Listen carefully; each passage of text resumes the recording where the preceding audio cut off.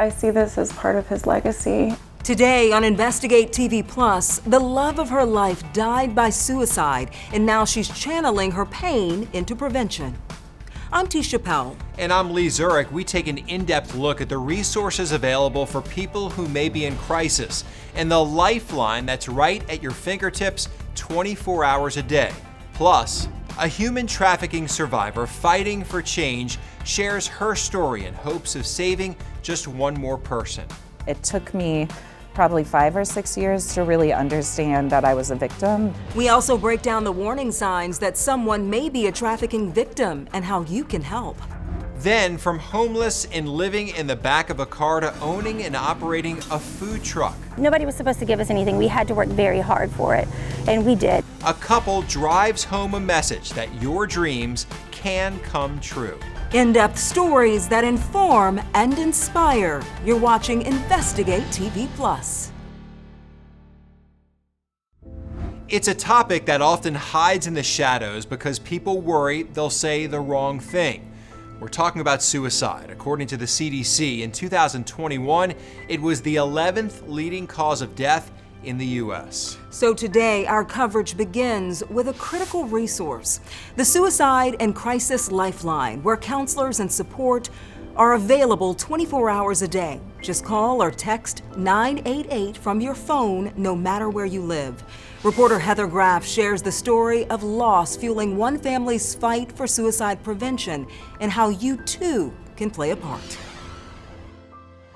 This is one of my favorite photos of us. Each image, each memory, and each smile shared between Chelsea Van Thoff and Peter Tripp. And this day was pure joy. Now brings a mix of emotions. I thought we had more time. Because Chelsea knows their family photo album is forever unfinished. He was the love of my life. Peter was also an animal lover, a veterinarian, a son, a brother, and a friend. But on April 13th, 2022, he died by suicide in Washington, D.C. I got a text from him at 10:40 p.m. Basically, telling me that he couldn't bear to face his emotions. Peter was just 29 years old. And I'm just thinking to myself, this is all a bad dream. I'm in a dream. I'm in a nightmare. I knew nothing about suicide. So as Chelsea grieved, she began doing research and learned that suicide has for decades been a leading cause of death in the U.S. The latest CDC numbers show in 2021 more than 48,000 lives lost and a national suicide rate that equates to 14 deaths per 100,000 people. It's jarring to know that many people have killed themselves and been in crisis like that. Do you think we need to talk about it more then? Yes. As a society? As a society, for sure. I talk about it all the time. The more we talk about it, I 100% believe the less it's going to happen. It's a very important public health problem. Allie Walker is with the American Foundation for Suicide Prevention, and she says Chelsea is onto something. A lot of people are worried, if I bring up suicide, I'm going to give somebody the idea. And in fact, that's been heavily researched and proven wrong. AFSP recently launched a new year-long campaign it calls Talk Away the Dark, because the organization believes talking is actually the first step to preventing suicide. How do you go about doing that? So a lot of it is stigma reduction, a lot of it is education, and also building up an infrastructure that supports mental health. Plus, she says we must all be ready to have honest conversations with loved ones who are struggling. So if they start talking about, how they've been feeling down and whatever, you can say, and this is a phrase I use a lot, sometimes when people are feeling like this, they think about suicide. Is that something that you've been thinking about? And that kind of gives them the opportunity then to share with you.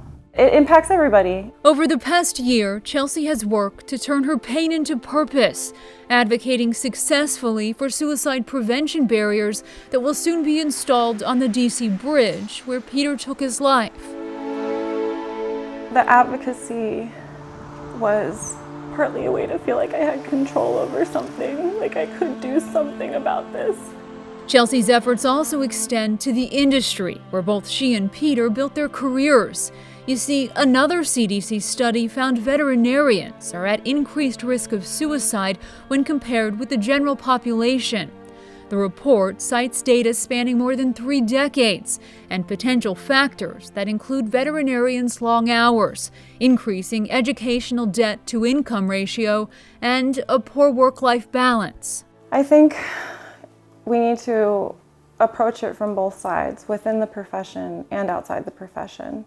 Everyone I talk to about anything related to animals or suicide, I leave them with, please be kind to your veterinarian. We should mention there is help available right now. For instance, the nonprofit called Not One More Vet. We strive to make sure people know that they are not alone. We do education. We are teaching everybody in the veterinary profession how to be more mentally healthy and how to look out for signs that somebody is struggling. The AFSP also offers resources specific to healthcare professionals, including veterinarians, though the foundation often reminds people suicide is complex and there is no single cause. There's so many factors that contribute to a suicide death. You can't pin it down on one thing. So that's not to diminish the value of observing these patterns, but just remembering that that's a part of a bigger picture. Chelsea's promise to Peter is to keep the conversation going. I see this as part of his legacy. Shining a light on suicide and showing others there's hope. I want his life and his memory to save lives. That's what it's gonna do. As you just heard, suicide is typically the culmination of many different factors. Yeah, but we did ask the American Foundation for Suicide Prevention about possible warning signs. Experts say mental health conditions like depression and anxiety can increase risk. They also say you should keep an eye out for changes in behavior. For instance, if a loved one who's typically an extrovert begins withdrawing from activities. Other potential indicators include sleeping too much or too little, giving away prized possessions, increased use of alcohol or drugs, mood swings, and feelings of hopelessness. Since its launch in July of 2022, 988 has received almost 5 million calls. When someone calls 988, a crisis counselor is on the other end, ready to help. The professionals can talk people through whatever they are struggling with in regard to mental health. They can also send professionals out to meet a caller in person. The American Psychological Association says they've received 3.6 million contacts since the Lifeline launched. 988 provider Solari in Arizona says that shows more people who are struggling are seeking help and finding it. Once again, if you or someone you know is struggling with a mental health crisis, you can call or text the Suicide and Crisis Lifeline at 988. Still to come, a scam that makes it look like you're getting something for nothing. We have nothing to do with this process. We're just receiving all these packages. We take an in-depth look at brushing and what you need to do if a mysterious box ends up on your porch. But first, I didn't know prostitution or trafficking was a thing, and I thought he was my boyfriend. her story is familiar, but for many human trafficking survivors, it's often hidden. We break down the warning signs and where you can turn for help. Our in-depth coverage continues. You can get connected to Investigate TV Plus on all social media platforms.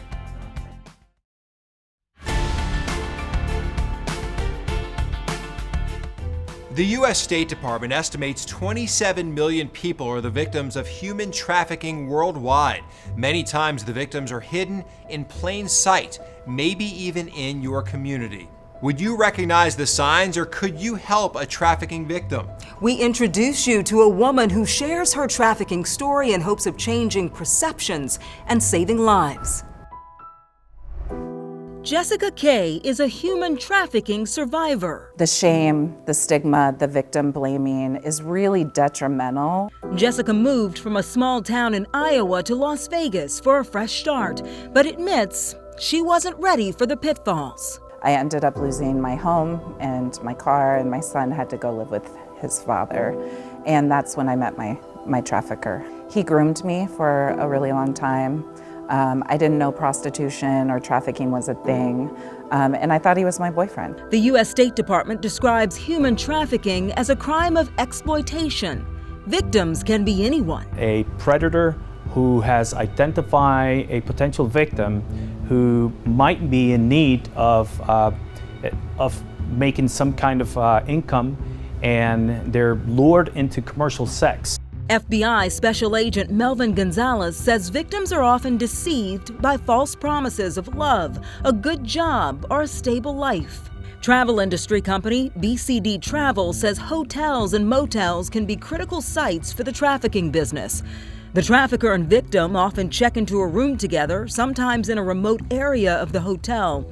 The victim is usually dressed inappropriately, no matter their age, and they're never left alone. If someone is not allowed to freely move from a specific job, if someone is observed working at the same location, long hours, extensive hours a week. Jessica says she would often work 10 hours a day on the Las Vegas Strip to meet her $2,500 quota.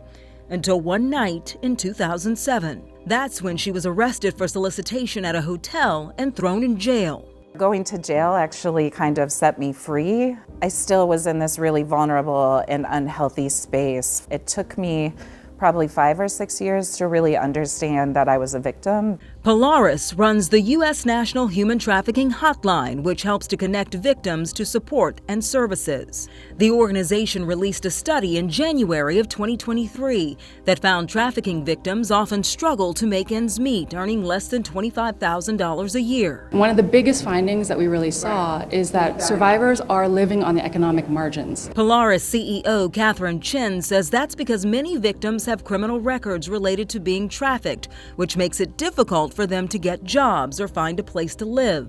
The experts we spoke to say victims may also be in need of mental health assistance to help them deal with the emotional trauma of being trafficked. When you've experienced a trafficking situation, the need for recovery and opportunity to really address some of the more traumatic aspects is a very important thing. As for Jessica, she's now a social worker and advocate for human trafficking victims, testifying before Nevada state lawmakers in February of 2023 in support of a bill to increase penalties for so-called Johns, or customers who pay for prostitutes. In that testimony, I really talked about how this is paid rape, and it's not a choice.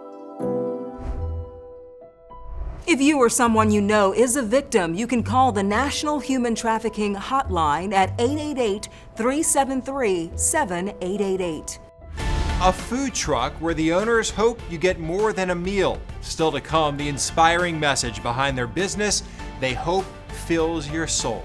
But first, free packages on your front porch that come with a hidden cost. We have nothing to do with this process. We're just receiving all these packages. What you should do if a mystery box is delivered to your home.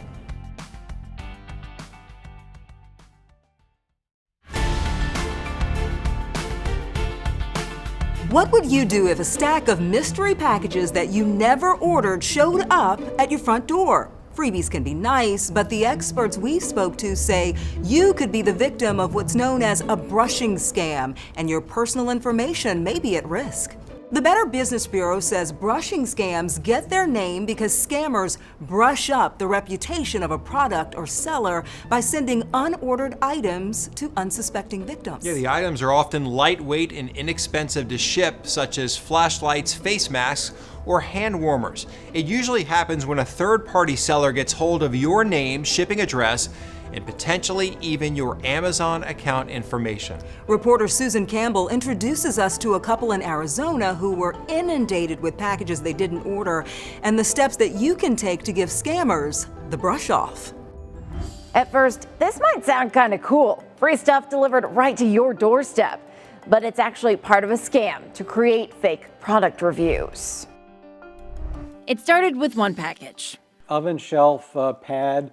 Then another. Dog nail clippers. And another. Candle lamp. We had 2 sets of curtains. We have a lighted makeup mirror, an ice cream scoop. There was no rhyme or reason to anything. Jeffrey Marshall and his wife Judy got about a dozen of these things from Amazon that they didn't order. I haven't even opened it. And then this one came through UPS. Just what I need.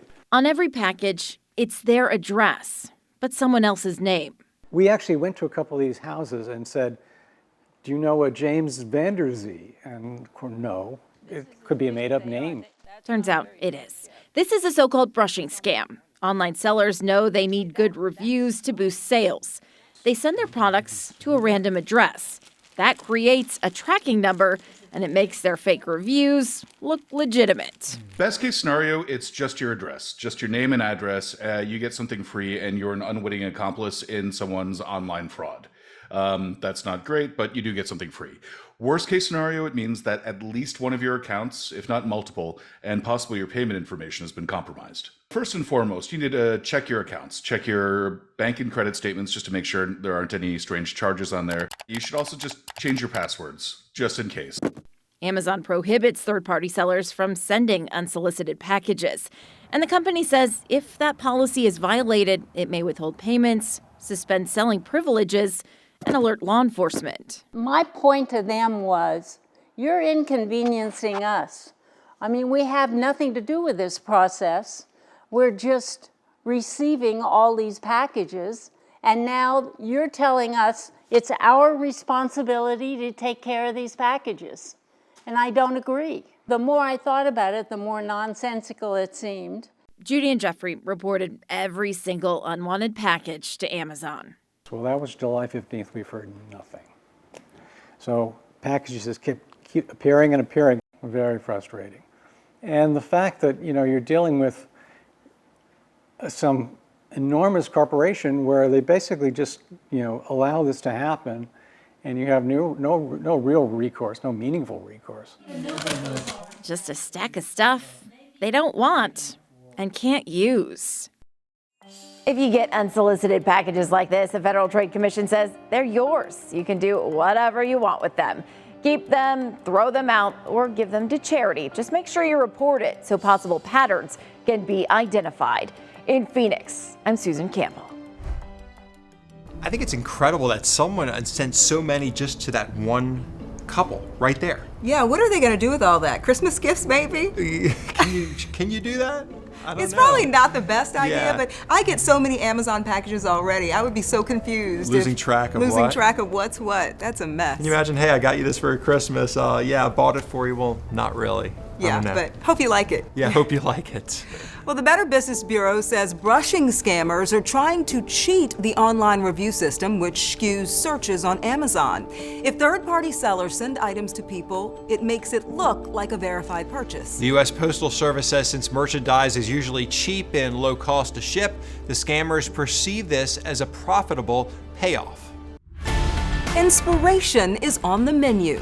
It's very important to us that other people who came from our situation can know that it is possible and that everybody can do it. Up next, we take you to Savannah, Georgia, where a couple of food truck owners are serving up more than a good meal.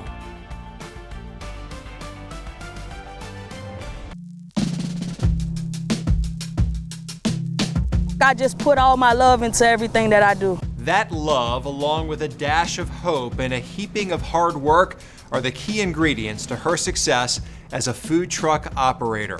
While the food may be good enough to have you coming back for seconds, the owners of the Southern Slap food truck in Savannah, Georgia, hope the message behind their business will inspire you to follow your dreams. Reporter Sam Bowman shows us how this couple who went from living in their car to the driver's seat of a bustling business.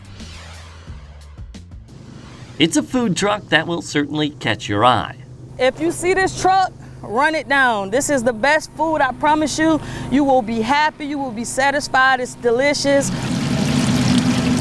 And its name, well, has a story of its own. When we came up with the name That Southern Slap, I thought about the old saying from a movie that I used to watch called Friday, and it say, taste so good, make you want to slap your mama. So I feel like it tastes so good when they leave, like you're gonna slap somebody's hand out your plate.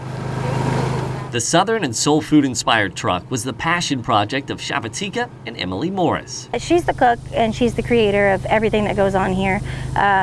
She came up in a family of chefs and she's always wanted to cook, but it took her a little while to tap into that. Seasoned to perfection. But now that she has, there's no looking back.